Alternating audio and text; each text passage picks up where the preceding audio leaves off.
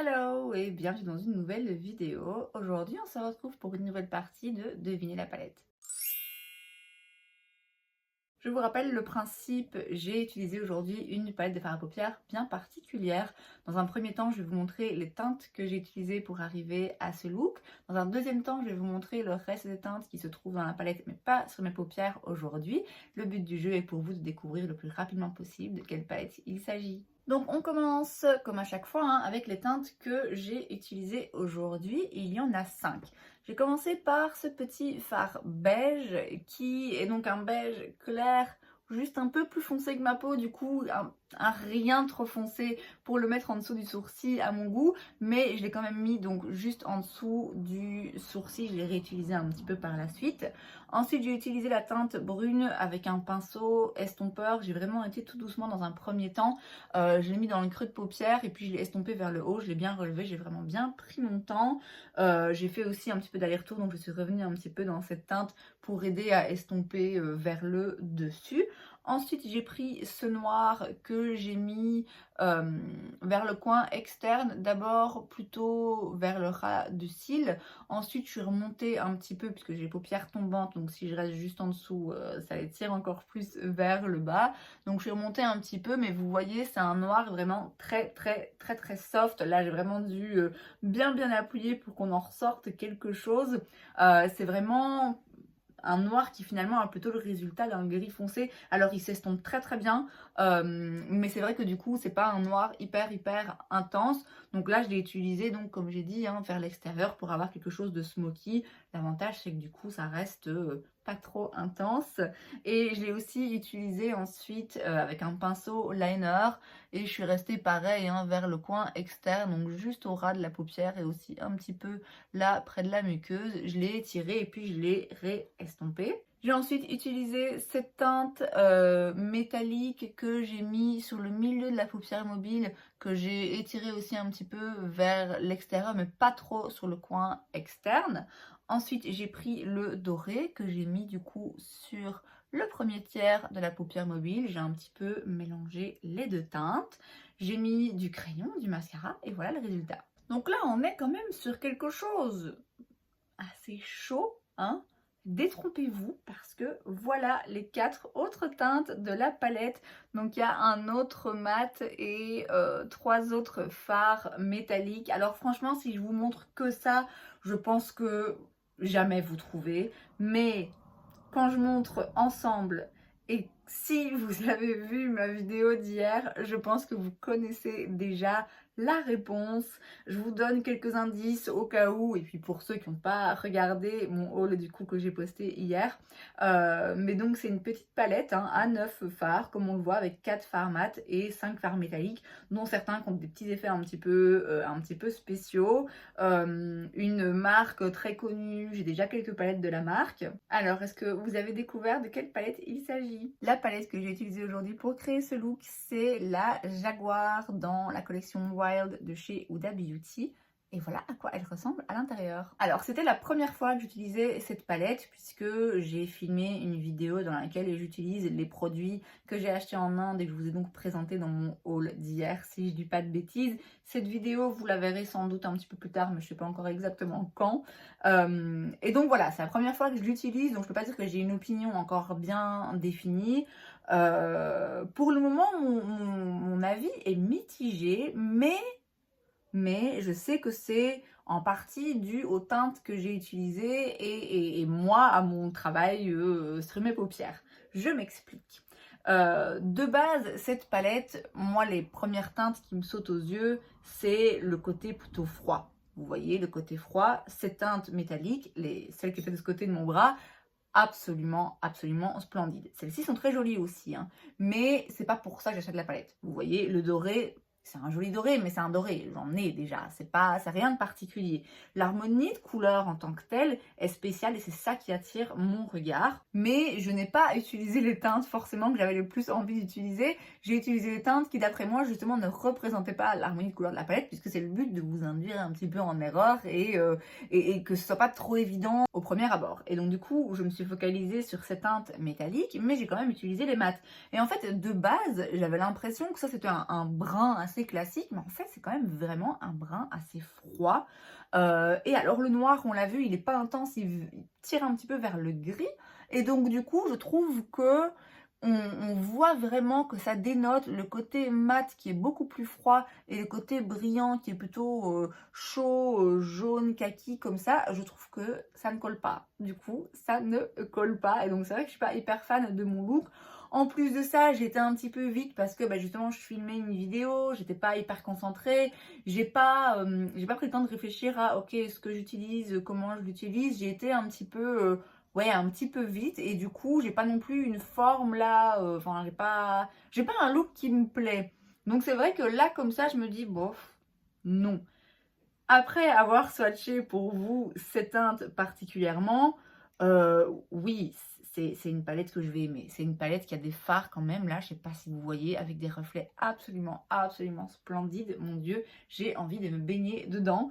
Mais voilà, malheureusement, c'est juste pas les teintes que j'ai utilisées aujourd'hui. Donc, j'ai pas envie de trop me prononcer sur mon avis sur cette palette, puisque comme je vous ai dit, là maintenant tout de suite, je suis un peu déçue de mon look, mais voilà, je ne peux pas me baser uniquement là-dessus pour émettre une opinion construite. Néanmoins, il y a quand même 2-3 petites choses que je remarque. Alors, d'abord, l'harmonie de couleurs. Je l'ai dit, c'est quand même principalement froid. Or, moi, ici, j'ai voulu aller vers les deux teintes un petit peu plus chaudes, mais elles ne se marient pas forcément avec les autres teintes mates. Donc, l'harmonie de couleurs qui a l'air là hyper intéressante et différente et fun, finalement, cette teinte-là, il y a un problème. Il y a un problème parce qu'elle ne colle pas du tout avec les autres. Et c'est marrant parce que c'est ce qui fait que la palette est intéressante. Il y a vraiment un... Je sais pas, visuellement, ça parle. En même temps, Huda, elle est très douée pour les harmonies de couleurs et pour arranger les fards et voilà. Mais concrètement, moi, ces deux teintes-là, je ne peux pas les utiliser avec le reste de la palette.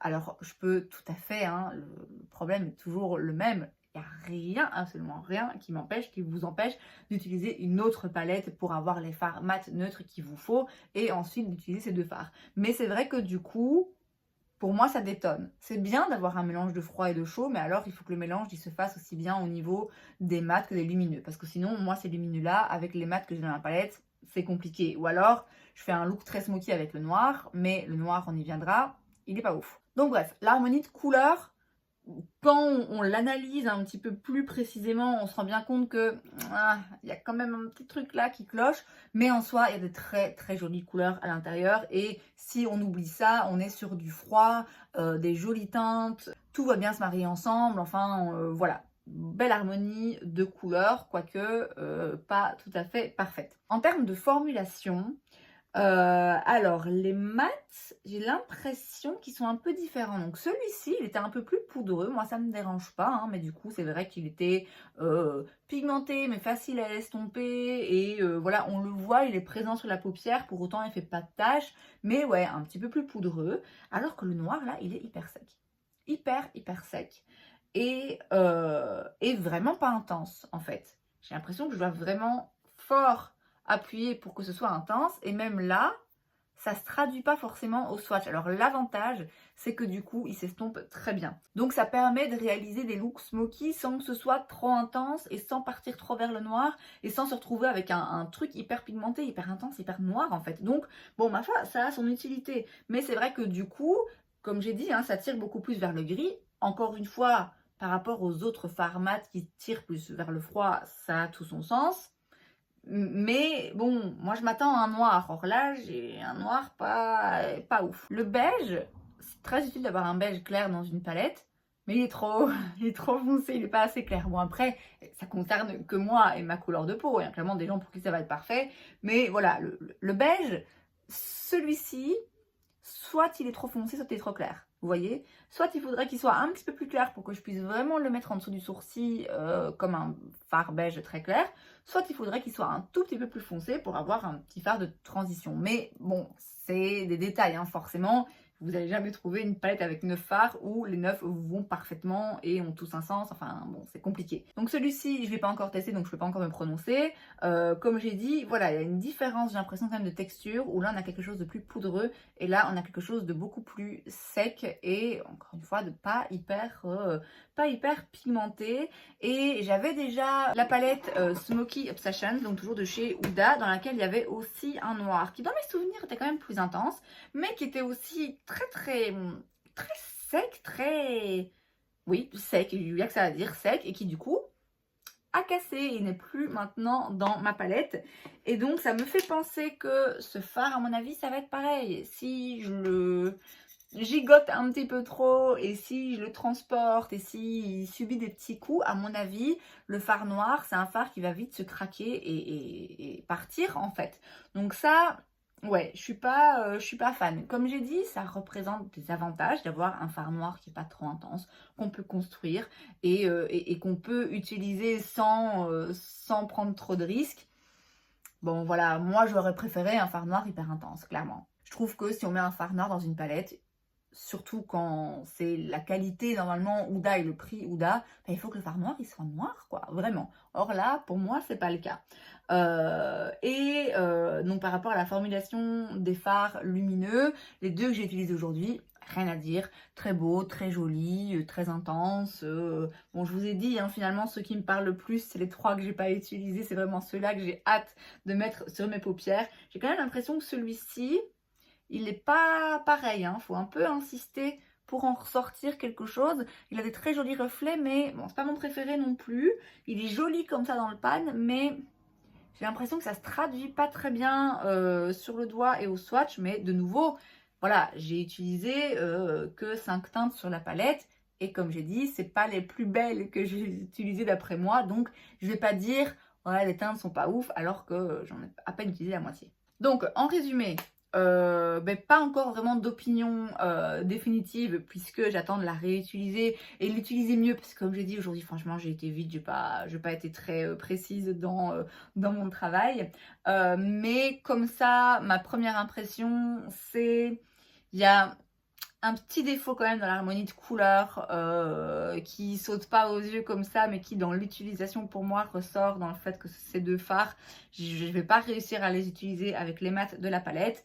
Et en termes de qualité, les mats, le noir là, non, pour moi c'est pas un bon noir. Alors peut-être que pour certaines personnes ça va être hyper intéressant d'avoir un noir qu'ils sont capables d'utiliser sans, encore une fois, hein, sans en faire trop. Pour moi, non, c'est pas un joli noir. Mais je vous l'ai dit, hein, je vais évidemment continuer de l'utiliser, utiliser d'autres couleurs de cette palette pour voir un petit peu ce que ça donne et j'y mettrai un avis plus tard. Mais a priori, c'est pas une mauvaise palette, hein, elle est pas mauvaise, elle a des très belles teintes à l'intérieur et je suis contente de l'avoir, ça faisait un moment que je la voulais, donc quand même, je l'aime bien. Et c'est donc tout pour cette vidéo, j'espère que ça vous a plu. Si c'est le cas, n'hésitez pas à laisser un like. Vous pouvez aussi vous abonner à ma chaîne parce que c'est gratuit, donc pourquoi pas. Et moi, je vous vois la prochaine fois. Bye.